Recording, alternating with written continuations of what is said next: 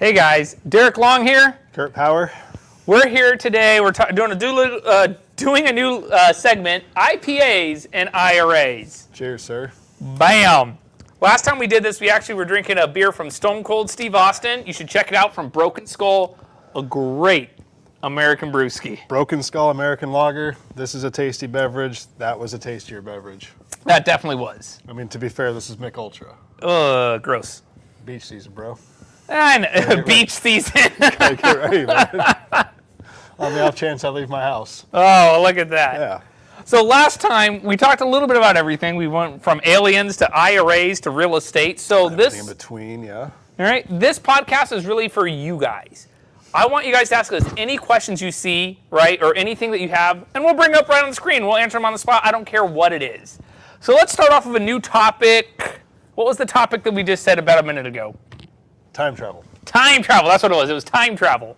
So it's funny when you say time travel. I don't think there's ever been a good time travel movie made. I think you're insane. I could name two. Bull. Two. Which two? This is just two. Back to the Future. Oh, okay, well, all right, well, hold on. And this one's going to blow you away. Terminator.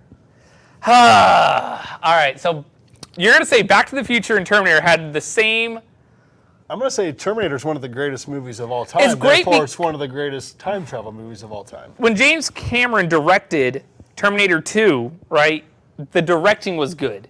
Yeah. But there are so many plot holes when it comes to the time travel aspect. Terminator I can't get 2, around it. The ending of Terminator 2 is one of two movies that will make every man cry. The thumbs up at the end. The other scene that will make every man cry is Rocky 3 when Mick dies. He's crying already. Mick! Man, but so if we're talking about time travel, all right, the biggest problem I have, like in Back to the Future, right, and you can't go back in time and change your future to then affect this timeline here. It's all one timeline. The same thing goes for Terminator and for Back to the Future. You can't do it. They call it the grandfather paradox. Suspend your disbelief with Terminator, but my main problem with Back to the Future, even though it's one of my favorite movies, don't you think at the end of the movie, Marty's parents would have recognized him from 1955 as the guy that got them together? Maybe, but see, in my head, that's a long time to pass. That's 20 years that it passed. But that's 30 years that passed. your life, wouldn't you remember somebody? They thought his name was Calvin Klein. They probably thought that guy went off and made $1 billion. They would say that guy looks an awful lot like that Calvin Klein guy that introduced us. Yeah. Maybe. So, if you could go back in time, what would you tell yourself then? If you were in Back to the Future, if you were in Terminator, what would you tell yourself? Well, if I was in Terminator, I would tell myself good luck. And hopefully I live. If I was in Back to the Future, I'd probably say, invest in Amazon. Invest in Amazon, all right. Listen to Warren Buffett. And maybe do some self-directed IRA investments. Oh, it always leads back to the self-directed IRAs. Yeah, that's what we do, and the whole idea is to keep more of what you have. That's fair. So if you did go back in time, you told yourself, hey, set up a Roth IRA, put $5 in it. Right. If it were on the Back to the Future premise. If it's Terminator, all bets are off. All bets are off. Hey, go buy a machine gun. I just want to live, yeah. Which I can't do in an IRA, so it's irrelevant. Yeah, there you go. There you go. So I like that. I guess if you could go back in time. What other back... How about you? Me? Yeah. What would you tell yourself? Yeah, what would 35-year-old Derek tell young, strapping 15, 16-year-old Derek? Don't start a restaurant. Well. Dude, so for those of you guys who don't know, I didn't start off in real estate or IRAs, right? I tried to do a restaurant. That failed. But I will say, I would have started investing in real estate sooner. Yeah. I think one of the biggest things is, unfortunately, a lot of people, they don't get started. They get scared, and they spend so much time looking for a mentor, and they pay for mentorship programs. They do, when you could just go to a good RIA. You could go to, a free class. An investor club. Wealth Club, for example. Right? Oh, the Wealth Club. Yeah, so the Wealth Club, you could go to their events for free, and you can learn a lot about real estate instead of having to focus on going back in time and dealing with the time travel crap. Right. Man, it's a good, tasty beverage. It's all right. If you guys have a beer for us to recommend, let me know. An IPA-specific one. We got to stick to the script. IPAs, IRAs. Dude, IPAs are thick. See, I also, though, I like stouts. If you guys can recommend a good stout to me, I like a dark, thick, smooth beer. IPAs always have the tangy flavor. Well, yeah, I'm a whiskey guy. We established that I'm a whiskey guy. Yeah, for those of you out there watching, he's drinking a beer right now, but what happens when you finish your beer? What are you switching to? Water. Water? Water. Water? Beach season, man. It's beach season. It's Mick Ultra and water. Beach season. I think you're ready. Beached season is what you are. I'm a beached whale. One day I'll get to that point. You will. So, got some comments popping up. You guys are awesome. Thank you for liking and stuff. So, what's Whatever new? this is, thank you for watching. Yeah, honestly, this is something fun we just wanted to do. We wanted to make sure that we could get out there, and I think too many times here at Quest we're serious, Yeah. right? Well, IRAs by nature, they kind of have that connotation, a little stuffy, a little boring, things of that sort. And, Absolutely. and I think that, Quest has always prided themselves as being the fun company, and I think it's very true. You get to see the other side of it, that though we deal with IRAs, we like to have fun while we're doing it. Yeah, and we definitely do like to have. If you ever look at our phone number, it's 855-FUN-IRAs. One of the ways we actually like to have fun here, though, is we do a lot of travel. And so lately we've been doing more and more travel. And I want to see you guys get out there and do it. So what are some events that you've been traveling to? I just got back from the National Self-Storage Association conference in Orlando. Okay. Learned about all the Florida. happenings that are going on in the industry, trends, and a lot of new competition coming in. So always ways to stay ahead of the competition. Did you hit the Bermuda Triangle while you're down there in Florida? No, I didn't. I just stuck around and couldn't wait to get back from Orlando. Orlando is just not my scene. You're in a gorgeous state surrounded by water, and then you have Orlando that is just Mickey everywhere. Just all Disney related? No. Oh. But yeah, we spent a lot of time in Florida between what I did, and we had another event going on about notes. Derek was out in Utah at the Power Room. Utah's gorgeous. If you guys have never been to Utah, oh my God, you need to go. Absolutely. Yeah. It's like driving through a postcard. It really is. Yeah. I don't get it. I couldn't believe how pretty it was. Wait, what's your plot hole issue with Back to the Future? I want to go back to Oh, that. man, we're 'Cause getting back to Back to the say, Future. You say that right. it's not a good movie. I know you think it's a good movie, but what's the big issue with it from a plot hole perspective? All right, so if we look back at the director, they did a lot of little things that I think a lot of people miss. If you guys go back and rewatch Back to the Future, and you go back to the scene where Marty McFly, he's driving and he goes off and he kind of drives over this pine tree a little bit and he ends up in the farmer's lot, which in the future turns into a mall. Well, he ran over a pine tree. Well, the mall was... Huh? Old Man Peabody. Twin Pines Mall, yeah. Yeah, Twin Pines Mall. Yeah. Well, then it was literally just called Pines Mall when you go back and rewatch it because he ran over Pine Mall, yeah. a pine tree. Okay. Let's take that exact scene just for a minute before we talk about the people aspect. If there's only one timeline, I have one individual timeline. I can't say, hey, you know what? I'm going to go back and change this individual timeline, even though I wasn't established yet. Doesn't that create the paradox? It does. And it's, if you ever Google it, it's called the grandfather paradox. That's my problem. I am such a physics nerd. Yeah. It's unbelievable. I love math. My wife, actually, the other day, I was laying in bed, and she goes, what are you watching on your phone? I was like, a math problem. And she went, a what? That's badass. And I showed her my phone, and she was watching me watch a calculus problem be solved. I'm a nerd. All right. So now everybody knows what the grandfather paradox is. You said that earlier, and I'm sure it went over a lot of people's heads. So I grant you that. Yeah. Well, so that's the thing, is that's my problem with time travel movies. Now, if you could go back in time and give yourself a Roth IRA, give yourself investment advice, give yourself something from the future, absolutely you would. I think that's a big problem today. Is too many times people, they don't take action now, and they're like, well, I'll do it in the future, and then yeah. What if? Well, you talk to a lot of people that are at retirement age or beyond that, as they're nearing the end of the line, what's the thing they always say? About anything in life. I wish I started sooner. I wish I had taken chances. Which is easy to say when you see how things end up, but just by taking a chance, you can radically change the dynamic of your life. Absolutely. It's kind of sad. A little philosophical all of a sudden. It did. Suddenly I feel Feel like the wise man.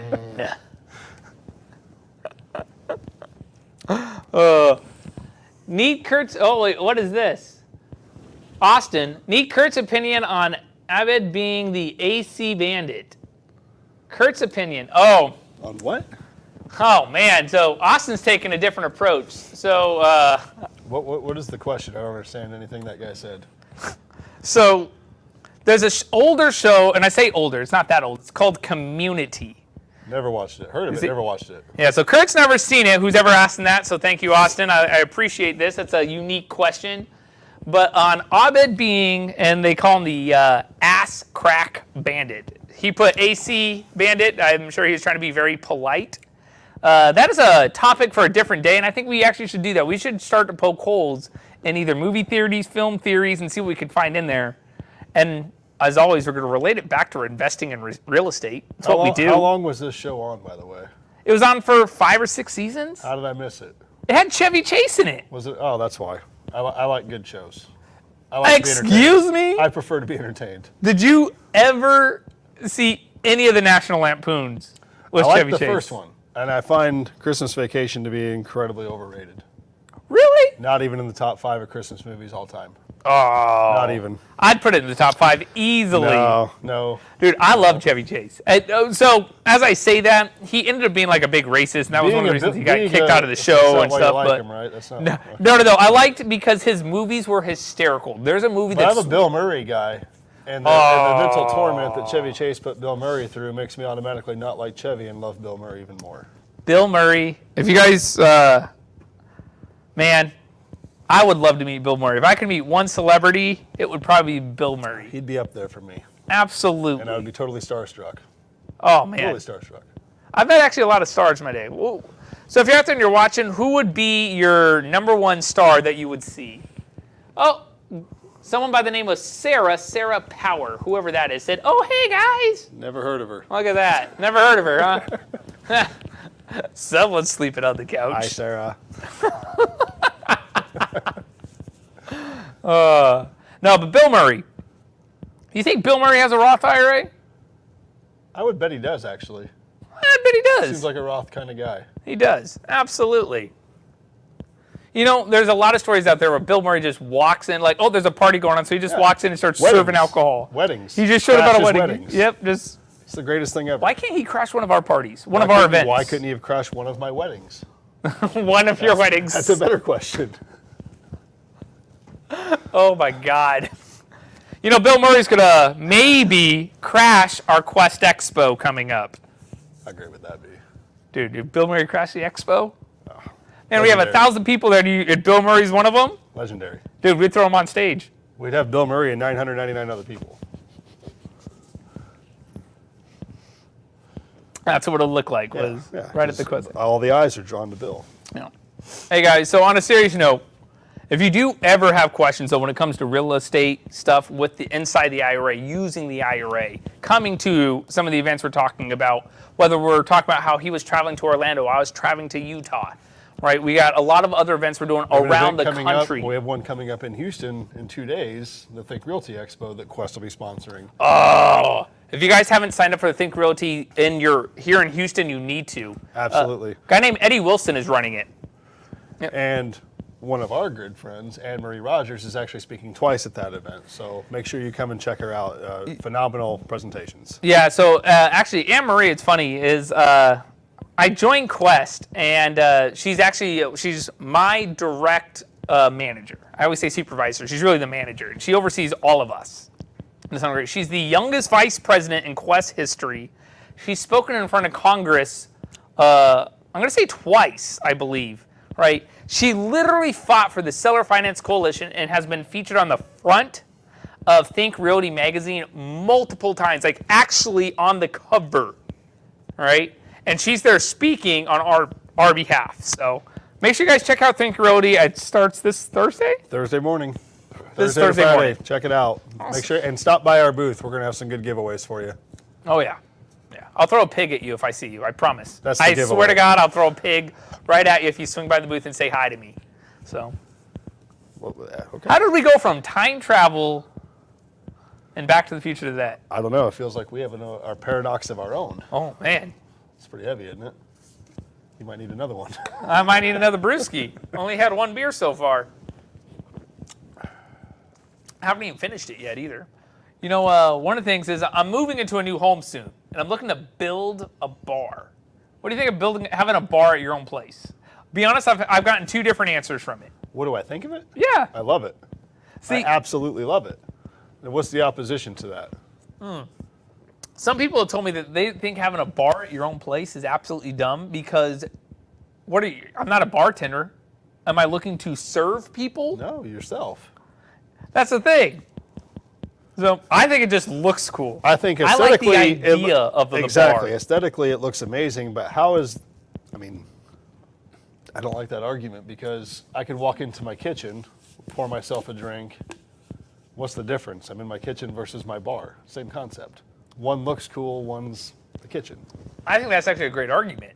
See, so for all of you out there that are making fun of me for wanting a bar in my home, take Kurt's You're argument. already doing the same thing. Yeah. He's just doing it in a bar.